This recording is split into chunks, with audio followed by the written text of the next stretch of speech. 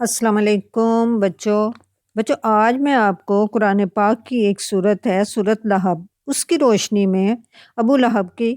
Story سنانے لگی ہوں۔ ابو لہب جو تھا نا، یہ حضرت محمد صلی اللہ علیہ وآلہ وسلم کا سگا چچا تھا۔ ویسے تو اس کا نام عبد العزیٰ تھا، لیکن کیونکہ بہت خوبصورت تھا اس لیے لوگ اس کو نا ابو لہب کہا کرتے تھے۔ اور یہ اپنے زمانے میں نا جو اللہ تعالیٰ کا گھر ہے نا بیت اللہ، اس کا جو مال ہوتا تھا نا بیت المال، اس کا نگران تھا، اور بہت زیادہ حصہ جو ہے نا اس میں سے یہ خود اپنے پاس رکھ لیتا تھا۔ حالانکہ وہ تو بیت المال جو تھا وہ یتیموں، مسکینوں، حاجیوں پر خرچ کرنے والا ہوتا تھا، لیکن یہ اس میں سے نا بہت ساری چیزیں اپنے پاس رکھ لیا کرتا تھا، اس لیے بہت زیادہ امیر تھا، یعنی اپنی ذات کا یہ بہت زیادہ خیال رکھا کرتا تھا۔ اور حضرت محمد صلی اللہ علیہ وآلہ وسلم کو جب اللہ تعالیٰ نے اپنا میسنجر چن لیا، اپنا آخری پیغمبر چن لیا، اور وہ حضرت محمد صلی اللہ علیہ وآلہ وسلم اللہ تعالیٰ کی آیات جو ہیں وہ لوگوں کو سنانے لگے، اور اس نے بھی سنی تو اس کو لگا اب تو میرا کوئی حال نہیں، اب تو میرے سے پوچھا جائے گا کہ بھائی اس کے پیسے تو یتیموں پر خرچ ہونے چاہیے، مسکینوں پر خرچ ہونے چاہیے، غریب لوگوں پر، نیڈی پیپل پر خرچ ہونے چاہیے، تو یہ کہاں جاتے ہیں؟ تو اس نے کہا کہ میں ایسے کرتا ہوں، حضرت محمد صلی اللہ علیہ وآلہ وسلم کو نا ان کی مخالفت کرنا شروع کر دیتا ہوں، کہ میں کہوں گا کہ یہ تو جھوٹ بولتے ہیں، یہ تو ایسی باتیں کرتے ہیں۔ اور پھر جہاں بھی حضرت محمد صلی اللہ علیہ وآلہ وسلم جاتے ہیں نا تو یہ پیچھے پیچھے جا کے کہتا یہ تو جھوٹ بولتے ہیں، یہ تو دین ہی نہیں ہے، یہ تو ہمارے دین سے الٹ گئے ہیں، یہ تو کچھ اور بتاتے ہیں۔ تو ایسے ہی نا ایک دفعہ حضرت محمد صلی اللہ علیہ وآلہ وسلم تو بہت زیادہ سچے تھے نا، تو ایک دفعہ وہ پہاڑی کے اوپر گئے اور سب کو بلایا۔ وہ وہاں یہی ہوتا تھا مکہ میں رواج کے، جو اگر کسی کو کوئی خاص بات بتانی ہوتی تھی نا تو وہ ایسے کرتے تھے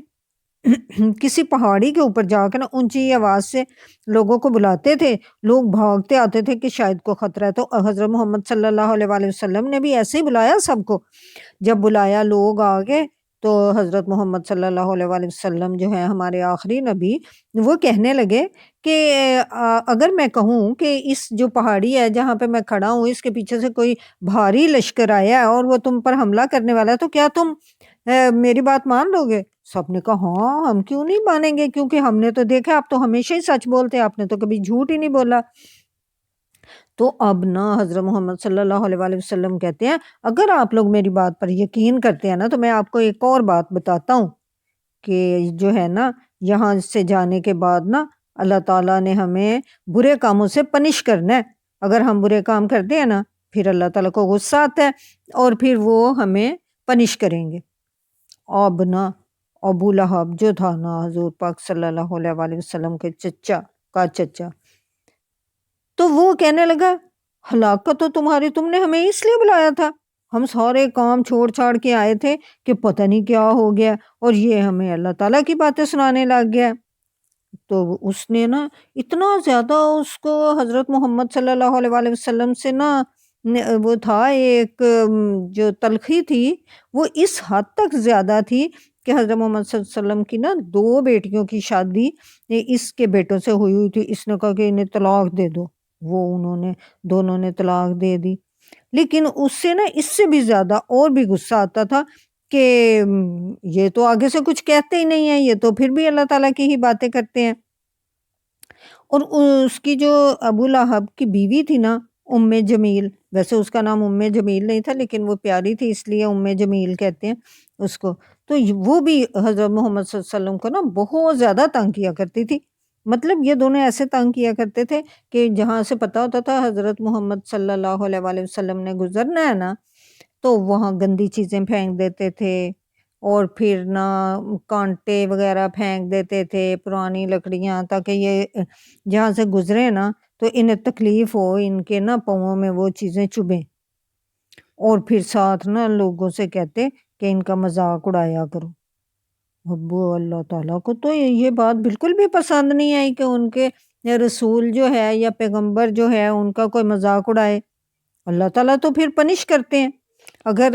کوئی بھی جو ہمیں اللہ تعالیٰ کی باتیں بتا رہا ہوتا ہے تو ہم اس کے بارے میں ایسے بات کریں، اس کا مذاق اڑائیں، تو پھر اللہ تعالیٰ کو بہت زیادہ غصہ آتا ہے، پھر اللہ تعالیٰ پنش بہت کرتے ہیں۔ تو اللہ تعالیٰ نے کہا اب میں اس کو بھی پنش کروں گا۔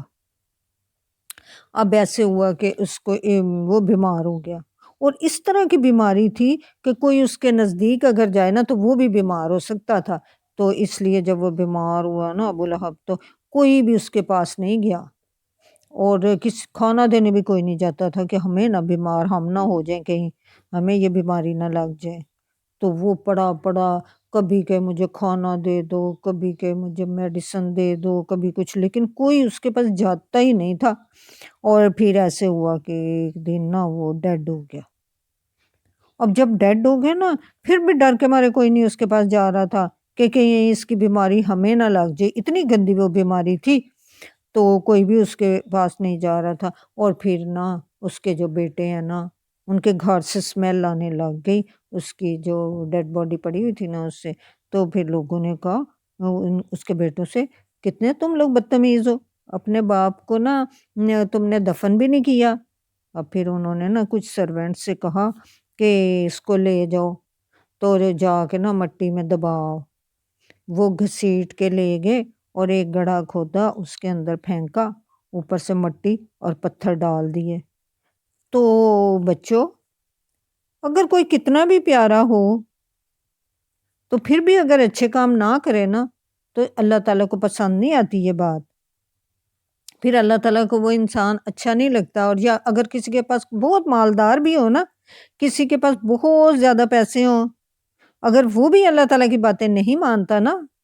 تو اللہ تعالیٰ کو اس پہ بھی بہت غصہ آتا ہے۔ اللہ تعالیٰ یہ نہیں دیکھتے کہ یہ جو ہے یہ پیغمبر کا چچا ہے یا پیغمبر کا بیٹا ہے، یا یہ اس کے ابو بہت اچھے ہیں یا امی بہت اچھی ہیں، یا اللہ تعالیٰ